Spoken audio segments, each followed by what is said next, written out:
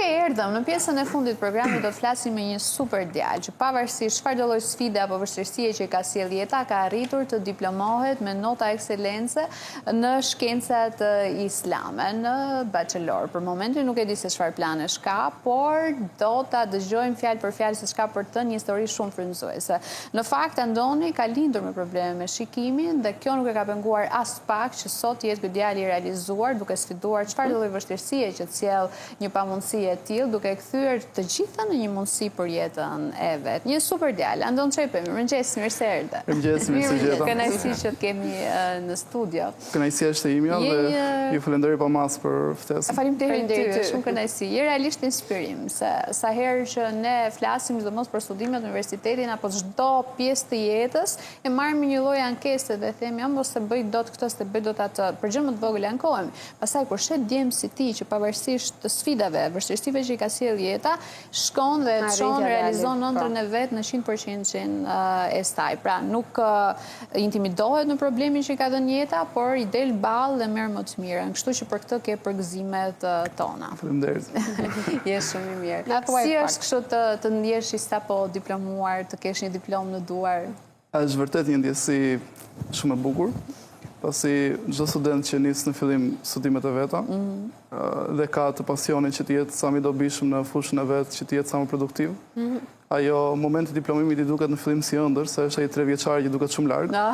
Po kur vjen domethënë momenti që diplomohesh, është ajo për shembull dje dhe sot. Duket shumë afër dhe realisht është një ndjesi shumë e veçantë. Si kanë qenë këto 3 vite për ty? Andon, ti je diplomuar në shkenca islame? Po, në Kolegjin Universitar Bedër. Po, si kanë qenë këto 3 vite? Natyrisht, të qeni student ka sfidat e veta, ka dhe momente që mund të thuash për shembull që s'mund të mos të diçka, po kanë qenë vërtet vite shumë të bukura. Po, çfarë ka frymëzuar për atyre 3 viteve që të vazhdoje pas çdo vështirësie apo sakrifice që mund kaloje? Se përveç kësaj janë dhe provimet, është viti gjatë akademik. Është. Frymëzimi që kur kam nisur, ka qenë përveç faktit që kam dashur gjithmonë të thellohem në dije, për të mësoj më tepër domethënë për fenë të cilën kam përqafuar. Frymëzimi tjetër ka qenë dëshira për të qenë, siç e përmenda edhe më herët, sa më i dobishëm për komunitetin, për njerëzit, ta vendos domethënë veten dhe mundësitë e mia në shërbimin e njerëzve. Gjë që mendoj se është një përmbushje shumë e mirë po të arrihet. Si kanë qenë fillimet e tua, Andon, me islamin? Pra që të bëri ty që ta përqafoje ta doje islamin fillimisht? Fillimi ka qenë vite më parë, diku ka 2016, 2017. Që rastësi, kam qenë duke le të themi zapping në stacione radiofonike, edhe ka pas dalë Radio Ani, është stacion me përmbajtje islamike. Edhe ata kishin atë moment Kur'an në shqip. Edhe kam qëndruar me orë të tëra më shumë për kuriozitet nisa në fillim që çfarë po thotë domethënë. Edhe më kam mbajtur me orë të tëra në një relaks shpirtëror, në një paqe domethënë. Dhe që aty fillohet të bëj atë afrimin dal nga dal. Ndërsa praktikim vitet e fundit kam diku te 4 vite që praktikoj rregullisht. Familja jote është me fe muslimane? Nuk jam praktikant, po... Nuk jam praktikant. Po jam musliman. Ishin ata pro vendimit tënd për ta studiuar si dek shkencat islame? Po, fatmirësisht më kanë mbështetur. Familja me sa mundësi kanë pasur. Dhe nuk është se më kanë penguar, domethënë megjithëse ishte diçka e panjohur për ta, se unë i ndiqja drejtim tjetër në fillim, pastaj bëra komplet kalim domethënë. Çfarë doje fillimisht? Unë kam pas mbaru liceun artistik në fillim. Ashtu, për çfarë? Për instrument, klarinet. Klarinet? Pastaj ishte një ndryshim shumë i fortë, domethënë edhe normalisht që në fillim kishte pak hezitim. Po pastaj e pan dhe atë dëshirën e madhe që kisha dhe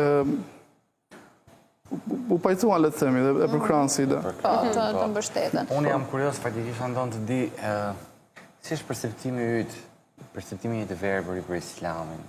Se unë jam, le të themi, deri ku besimtar vet, edhe duhet di se si është për ty feja islamit. Shiko, perceptimi në çështjen e fesë nuk ndryshon nga perceptimi jot. Për shembull, perceptimin na jep Zoti në Kur'an mbi islamin, dhe ne e kuptojmë nëpërmjet shpalljes kuranore dhe teksteve të profetit. Më thënë, koncepti që ne kemi, si unë për shembull që jam i verbër si ti, koncepti ishte njëjtë, nuk është se ka për shembull një botë kuptim ndryshe, pasi nuk është diçka që ka lidhet me anën vizuale, është më shumë shpirtërore. Nuk të zgjedh besosh. Shiko, Anton, është tjetër gjë që ti të kesh besimin të ta ndjekësh, ti je praktikant, është tjetër gjë ta studiosh me qëllimin për të bërë imam, apo nuk e di se cili është qëllimi jot, apo ti je lektor i kësaj gjëje. Do thënë, është edhe ndryshim profesioni, ishte vendim drastik ti e the edhe vet. Pse e ke zgjedhur që ta kryesh si një lloj misioni, le të themi? Kur fillova të praktikoja rregullisht, ishte kohë Ramazani, dhe vitin e parë që pa gjeroja në mënyrë të rregull, domethënë, pa ta bëj një lutje duke thënë që o Zot, më sot mësoj më shumë në rrugën tënde. Pas Ramazanin tjetër, po ndija shumë këtë dëshirë që ta bëja. U interesova me miftimin që ka qenë Gjirokastër në atë kohë, dhe pata shumë suport, falë Zotit, edhe u realizu, domethënë, po ajo dëshira ishte që të mësoja sa më shumë, të përpiqesha sa më shumë, të isha më afër njerëzve, të ndihmoja pak për sa i përket pjesës shpirtërore, për shembull, më mundësi sa unë kisha. Edhe kjo më shtynte shumë. Jam një tip kryesisht, për ata që më njohin, pak domethënë, jam një tip aktiv në përgjithësi. Ndo është ti e shqitio. Si ja ke bërë dhe në fillimet e mësimit, thellimit në shkencat islame, por edhe gjatë studimeve, si ja ke bërë që të thellohesh në studime, të mësosh? Pra, nuk e di nëse ka pasur kurrikulat saktuara, apo më shumë informacione audio, pra si e merr ti informacionin? Shiko, të qeni student ka sfida, aq më tepër në situatën time, jam pak më të theksuara. Se në Shqipëri, për shumë, mungon shumë kurrikula në Braille, dhe ne detyrohemi që të punojmë ose në format elektronik, ose në format audio. Po, me thënë drejtë, nuk është se kam ndjerë shumë vështirësinë e përshtatjes dhe e të qenit me grupin, se universiteti më ka dhënë suport maksimal në këtë pjesë. Si studioje ti? Unë studioja me materiale elektronike, në PDFs. Elektronike, Po, edhe me pjesën e grupit, do më thënë shokët e klasës, kam pas shumë bashkëpunim të mirë. Është një program që materialet në PDF t'i bën me audio, në mënyrë që... Ekziston programi. Për shumë, për telefone ka çdo iPhone i mundshëm, VoiceOver. Për kompjuter, pastaj ke programe ndryshme, po unë që punoj me Apple, kam prapë VoiceOver. Edhe është shumë i saktë. Po, është e zgjidhshme. Cili është plani, Anton? Tani që diplomove për shkencat islame, çfarë qëllimi ke? Tani që diplomova, qëllimi i radhës është qëllimi personal të paktën, është që të përfundoj memorizimin e Kuranit, pasi kam pas shumë kohë në siptar, domethënë, si ide, dhe po du ta finalizoj tani që, si thonë, nuk paksuan pak obligimet. Dhe pjesa tjetër pastaj është të mundem të aktivizojmë në praktik, atë që kam dashur bëj gjithmonë, domethënë. Të jem në praktik, të përpiqemi për mirë. Për zhvillim personal, kam përshtypjen. Për zhvillim personal dhe për zhvillim të përgjithshëm të komunitetit. Anton, a ke nisur një video që me sa po shoh je duke lexuar Kuranin, do doja gjatë ta dëgjoni pak momente, Antonin, të videon, pak audio. والقانتين والقانتات والصادقين والصادقات والصابرين والصابرات والخاشعين والخاشعات والخاشعين والخاشعات والمتصدقين والمتصدقات والصائمين والصائمين. Sa interesante. A ke pasur të vështirë dhe ta mësosh? Në fillim ka qenë se të lexosh sistemi Braille është i njëjti. Në çfarë do të dëgjuar? Nuk e dija që ekzistonte një version i tillë i Kuranit. Dikur as nuk e dija. Po ka qenë e vështirë në fillim se ishte një gjë që nuk e njihja. Dhe që të përshtatesha me të duhej shumë punë. Fillova gradualisht, bëja ca kurse online me një person nga Kosova, me një vëllain ton.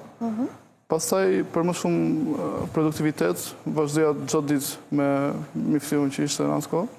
Bënim kurse privat, bënim lexime bashkë, domethënë, jo kurse, por lexime, nga një faqe, pastaj u bashkoham me grupin. Bëheshim një grup çuna që lexonin, domethënë, 1 orë, 2 orë, mos më. Dhe kjo solli më në një avancim më të shpejtë në këtë pjesë. Flasin Kur'an në arabisht? Po, arabisht. Arabisht, po. Ti ke të shqiptuara fjalët apo vi në gërma arabe? Në gërma arabe. Arabe, jo. Gërma arabe dhe ti e ke të mundur të lexosh arabisht. Po. E studioni kam përshtypjen, mësohet edhe në shkolla, po jo. Natyrisht, po. Po, më shumë është përshtatur për personazhet me shkrim normal, domethënë. Okej, po. Detyrimisht. E vërtet. Po, Andon, për të kthyer pak tek historia jote, ne përmendëm që problemet e tua me shikimin kanë qenë që në lindje, po çfarë ka ndodhur? Cila ka qenë diagnoza? Ke kaluar temperaturë? Diagnoza ka qenë, sipas disa mjekëve, një aksident gjatë lindjes, presioni i lartë i gjakut. Nuk është se kanë vënë re, domethënë, mjekët. Edhe nga ajo ka ardhur. Si kujton ti fëmirin tënde? Nuk e di nëse ke pas motra vëllezër, kush ka qenë për kraja jote më e madhe gjatë rritjes? Kam një vëlla më të vogël. Kryesisht fëmia ime ka qenë e qetë, natyrisht me ato sfidat e veta, po ka qenë e qetë. Nuk është se kam pas, më thënë, diçka Kush ishte krau i djathtë? Njeriu që të rinte gjatë gjithë kohës pranë për të mësuar ku diun rrugët, shkollën, çdo gjë. Kryesisht gjithë shtëpisë, me thënë drejtën, janë angazhuar në këtë pjesë. Janë të angazhuar. Po. Po, të gjithë shtëpisë të rinë. Kush është suporti më i madh i yt? Në gjitha vendimet e rëndësishme që ke marrë në jetë. Zakonisht, kur ndërmarr një vendim, në radhë parë konsultoj me babain. Babai. Po. E tipike çunave. Po në fakt edhe mamin, sikur janë të lidhur Po, çuna. patjetër. Edhe mami është familje. Po. Andon, kur arritet të kishe pavarësinë plot për televizor, të paktën në vendet që ti i kishe mësuar i njihje, që ishin pjesë rutinës tënde? Në vendet që unë i njihja, goxha herët, se më në fikse, më thënë mosh, po goxha herët. Ambientohesh, më thënë në përlagje në kësa me lëvizja vetë, për shumë, vitën parë. Cilat janë ato gjërat pavarura që ti arrin të bësh? Pra, një territoret ku ti shkel tashmë lagjet, zonat që ti Një ambient që unë e frekuentoj shumë shpesh, mund të lëviz në të, për shembull. Po ti vjen për ta memorizuar. Në shkollë, për shembull, në universitet. Në shkollë nuk kam përdor shumë si gjë, pasi ndryshonin klasës her pas here.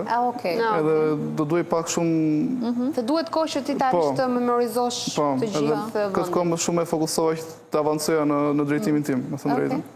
Kush të ndihmonte në shkollë në momentin që të duhej ndonjë ndihmë voskël, misht, kush të rinte në krah?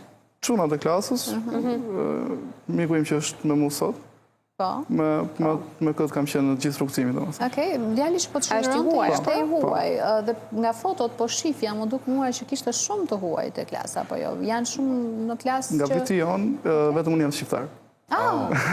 Ashtu. Tek shkencat islame. Nga viti jonë. Te viti juaj. Interesante, shumë interesante. Pra, jam kam përshtypjen që ti gjithë kohës dhe në klasë flisni anglisht. Po. Pra, jo zgjuar. Si të duket kur flet shqip, kështu apo çuditshëm? Përshtatem me switch. Andon, po, midis tre gjuhëve, arabisht, anglisht edhe shqip. Di dhe pa greqisht. Dhe greqisht, wow, fantastike. Ka pasur në një moment tjetës tënde ku ke menduar, në base kur ke qenë shumë i vogël, që pse më ndodhi mua kjo?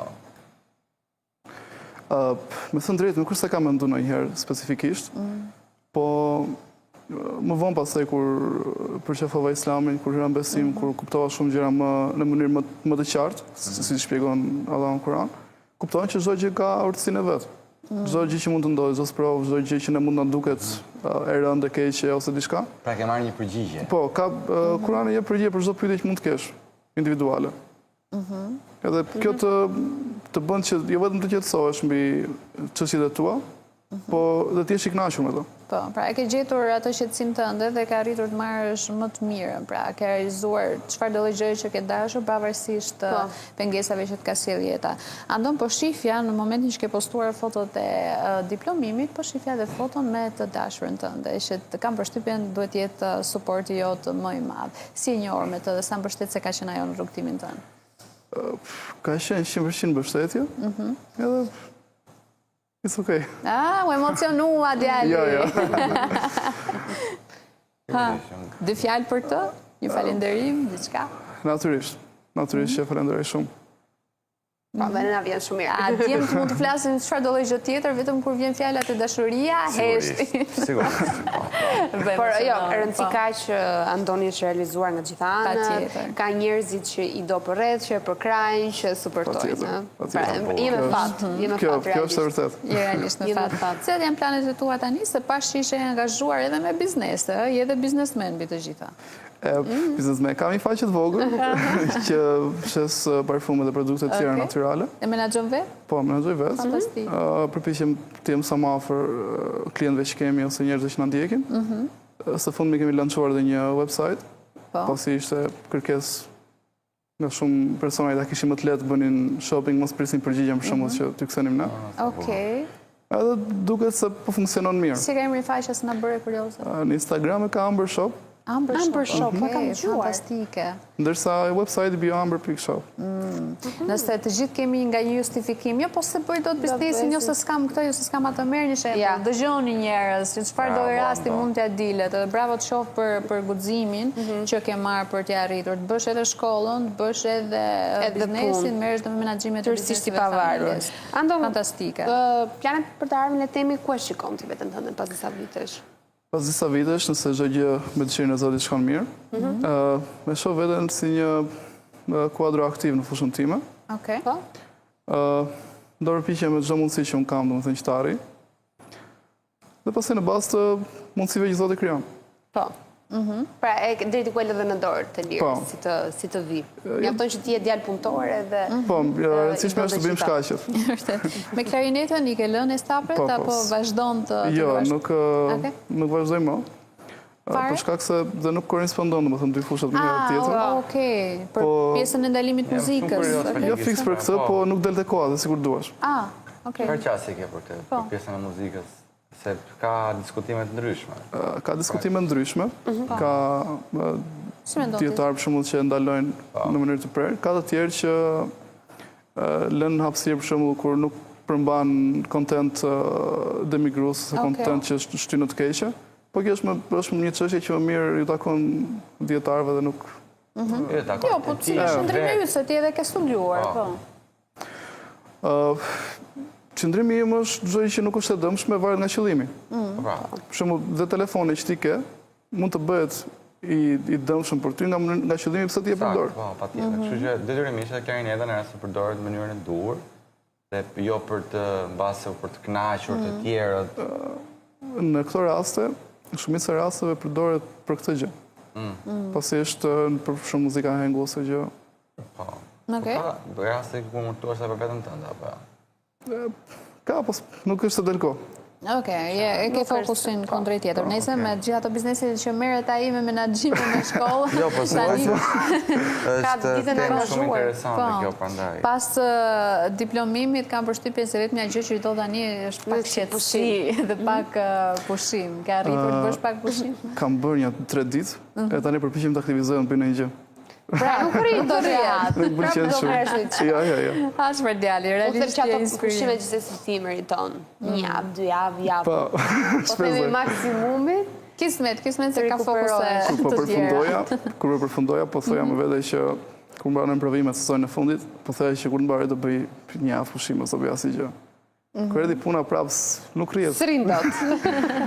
Njeri duhet të jetë produktiv. Mendon të kthehesh në Gjirokast, në Ksamil, më fal, se duke qenë se ti the gjatë verës je aty angazhohesh aty, mendon të kthehesh për të jetuar tani pas diplomimit apo do ke plane tjera, nuk e di? Ende nuk e di. Varet si do jetë situata, domethënë. Jam i hapur nga kësaj gjë. Okej. Ke ndonjë plan për të lëvizur jashtë mbase? Për momentin nuk është se kam diçka. Okej, je i fokusuar. Ja, për momentin jam i fokusuar këtu. Anton, cilat janë aktivitetet tua të preferuara gjatë ditës? Çfarë konsideron ti hobi apo një gjë që t'jep kënaqësi përtej studimeve dhe pjesës që ke për detyrë tashmë? Përtej studimeve dhe pjesë obligative që duhen bërë. Merrem nga pak me shkrimet ndryshme, ndonjë poezi, ndonjë gjë shumë rrallë. Kur kam kohë. Preferoj të kaloj kohë me miq, se është dhe kjo gjë shumë e rëndësishme. Po. Dhe mundem dhe më thënë që ta shpenzoj kohën time në çështje produktive ose në gjëra që mua më japin atë ndjesin, atë vibe-in pozitiv. Okej. Tek pjesa e poezive, nuk e di nëse mund të ndash ndonjë poezi me ne. Do kisha shumë dëshirë të dëgjoja në dy vargje. Unë kam pas bërë një poezi, nga 2-3 vite më parë. Është publikuar të revista Drita Islame. Flet për jetën e profetit, më thënë është komplet historia e profetit, por e ndërthurur në vargje. Okej. E mban mend? Një pjesë, po nuk jam dhe shumë, ka shumë vite që kam bërë dhe më mirë mos e... Nuk e mban mend plotësisht. Nuk e mban mend. Pa, jo plotësisht. Okej. Anton, nuk e di nëse përgjatë këtyre viteve ka pasur momente ku ti je ndjer i dobët, le të themi, dhe ku e ke marrë forcën? Gjatë viteve studimit apo gjatë viteve në përgjithësi? Gjatë viteve në përgjithësi, ku ti e ke parë veten mbase paksa të pafuqishëm në disa gjëra. Ke qenë një fije shumë të hollë për të humbur shpresën, por jo, siç na ndodh të gjithëve, por e gjen forcën, nga diçka, nga dikush. Çuditërisht, sa herë që mund të më ketë ndodhur një gjë e tillë, se është natyrisht që të ndodhi. Më ka ardhur energjia, mos atë ditë më ka ardhur nesër ose disa ditë më vonë në shkaqe ndryshme. Cili është një rast që mund ta mbash mend, për shembull që të deri diku mund të kthyer edhe një formë frymëzimi tani, që mos ta humbësh asnjëherë. Do shta kur nisa studimet, që një farë periude që pata pak luhati, le të themi, ose pak si dobësim ose diçka, po e ka pas shpejt duke u bazuar tek qëllimi që kisha. Po. Se nga erdhi ajo gjendje? Pra, çfarë mendoje ti në kokën tënde? Jo, nuk s'mendoj diçka specifike, ka raste që të kap ndjesi. tip melankoli ose të kap tip lodhje. Kur trupi jep shenja që duhet qetësohet, që duhet të bëja pak shumë aktivitete një herë që në atë kohë dhe s'dilte shumë llogaria. Si e gjithë këtë rrugtimin tënd në Islam, a mendon se Zoti ka përcjellur ty për të shpërndar dijet e njerëzve të tjerë? Është si një lloj misioni? Po, është mision. Pasi ka pas pëlqyer shumë një shprehje e njërit prej profesorëve tanë, ku thoshte që i Zoti i shtëpisë në shtëpinë e vet fton ata që do. Edhe Zoti përzgjedh njerëzit që do vetë në rrugën e tij, aq më tepër te pjesa praktikës. Patjetër. Dhe jo vetëm tek pjesa e jomë për shembull që përpiqemi të jemi aktiv, po që dhe besimtarët e tjerë janë të zgjedhur Zotit. Pasi mund të ishte kushdo tjetër, mund mos isha unë. Patjetër, po kjo zgjedhje tek ti si erdhi nëpërmjet dëshirës për të mësuar më shumë? Kjo erdhi nëpërmjet dëshirës për të mësuar më shumë rreth fesë së Zotit, duke dëgjuar në fillim ligjërata të ndryshme, që përmendëm më lart.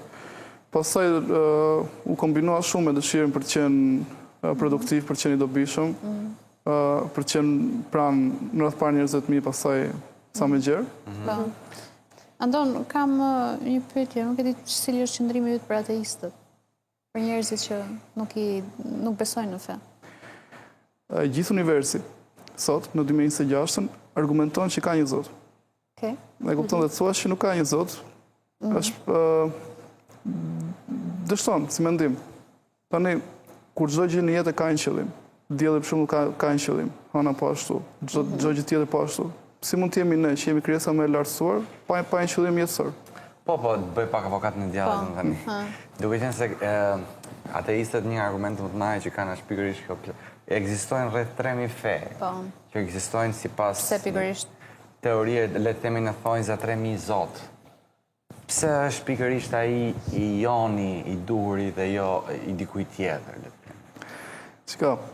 Fet ndahen në dy kategori, të shpallura dhe të sajuara. Fetë e shpallura kanë qenë 4 historikisht. Pastaj Islami erdhi me përsosje. Zoti thot në Kur'an që unë sot përsosa për ju fen tuaj, përsova do të tim ndaj jush dhe zgjodha për ju Islamin fe. Argument kuranor. Okej. Çfarë dim ne gabim nga Kurani? Diçka që është kthyer edhe është keq interpretuar dhe vazhdon trumpetohet si informacion i gabuar. Çka, çdo gjë mund të keq interpretohet dhe të interpretohet si informacion i gabuar. Varet nga mënyra se si ne zgjedhim ta kuptojmë. Po.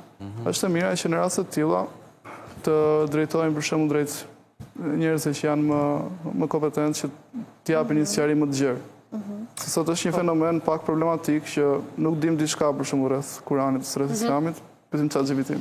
Dakord, po ka, më falë Krisa, ka le të themi vende të ndryshme ose xhami të ndryshme ku feja islame predikohet pak më butë, le të themi, ka disa të tjera që janë pak më agresive dhe qëndrimi për muzikën, se tha dietarë të ndryshëm mendojnë ndryshe. Po, pikërisht. Të në kjo është çështje këndvështrimesh. Ne, profeti, paqja dhe mëshira e Zotit qofshin mbi të, na mëson që ndjekim rrugën e mesme. As shumë fort, as shumë butë. Rruga e mesme është... Po, e mesme artë. Nuk mund të jemi, si të thonë, as shumë të egër, pa ma dhe as shumë hajse së zhëgjë bëhet. Interesant, të ka bërë më të pjekur e gjitha. Po, cili është ai mesazh që ti dëshiron t'ja japësh publikut, njerëzve që po dëgjojnë tani, apo ata që ndodhen në një situatë si ti, pra në një problem të tillë? Mesazhi që do jepja është në radhë parë pavarësisht pengesave, sprovave, vështirësive që të ju dalin në jetën tuaj, se do dalin. Asnjëherë mos e humni shpresën dhe besimin tek Zoti i gjithësisë. Po ashtu do thoya që qëndroni gjithmonë besnik parimeve tuaja dhe mos bëhet asnjëherë kompromis me shpirtin, me dëshirat, se që dhe me vetëm për të arritur një qëllim të caktuar. Dhe kryesori mbi të gjitha, asnjëherë mos i harroni njerëzit që kanë bërë mirë ndaj jush. Njerëzit të cilët kanë kontribuar në një mënyrë ose në tjetrën për të arritur një sukses të caktuar, janë po aq meritor sa dhe ti vetë për atë sukses që ke arritur. Po, Andon, je fantastik. Më thënë, ti je një burim i shumë, le themi, njerëzve që shikojnë ty, motivohen me ty, shikojnë se sa i Zoti je ti, që më ndalesh. Jo, më beso, ka shumë njerëz që nuk vuajnë për fatin e mirë nga asnjë problem shëndetësor, ama nuk kanë vullnetin, nuk kanë dëshirën, pasionin, apo çdo gjë që të çajnë përpara. Ndërsa të gjithë janë këto peripecirat apo sfidat që na bëjnë më të zotë të të arrijmë lart. A mendon ti Andon për shembull që në rast se nuk do ishe i verbër, do ishe ky që je sot? Nuk e di. Këtë e di Zoti i gjithësisë, pasi çdo gjë që ne na ndodh në jetë lidhet me një gjë tjetër. Na japin formë. Me një situatë tjetër dhe të çon aty ku është për të shkuar. Për shembull, njeriu do sprovohet dhe do ketë pengesa, ama nga mënyra si do i përballoj, varet gjithë pjesa tjetër. Andon, me pjekurin që pas ke ti, luma ata shok që ke afër, se bëk edhe psikologun, jepi këshillat më të mira, janë me fat që të kanë. Je shumë i mirë, faleminderit shumë që gjete kohë për të ardhur për të ndarë historinë tënde. Faleminderit juve. Shumë suksese. Gjithashtu, nëse kam pak kohë. Patjetër. Po, patjetër. Do doja që të falenderoja në radhë parë përveç falenderimet që do takojnë Zotit për sukseset dhe arritjet që kemi, gjithë ne. Dhe të falenderoja familjen time për mbështetjen, miqt, dhe padyshim që pedagogët e mi të nderuar, se na kanë mundësuar që jo të dalim thjesht të përgatitur, dhe jo thjesht të mësojmë atë teorinë mekanike, por me shembullin që ta kanë dhënë tek ne, na kanë mundësuar që ta kuptojmë edhe në praktik. Dhe jo thjesht në teori, se nuk mund të thosh dikujt thjesht bëj edhe të presësh ta bëj. Ama kur ai e bën në praktik, kur të shikojnë që niveli i profesorit tënd për shembull që ndjek është i lartë, nxënësi ka tendencë të përshtatet në profesorin. Dhe për këtë realisht i falenderoj shumë. Sa bukur. Mirënjohja është gjithë shumë e bukur dhe bëre shumë mirë që i përmendet e gjithë. Faleminderit shumë, ishte kënaqësi. Mirë, Me ty e kemi ardhur dhe ne në fund për sot. Se shpata i dëshirë të thoja premte fundjavë të bukur. Jo, ishte, pas pak keni recetën e mirës. Mos harroni, bashkë që jemi nesër, sepse jemi zyrtarisht në fundjavë. Nesër po mund ta themi. Ditë bukur, Të mbar, pace.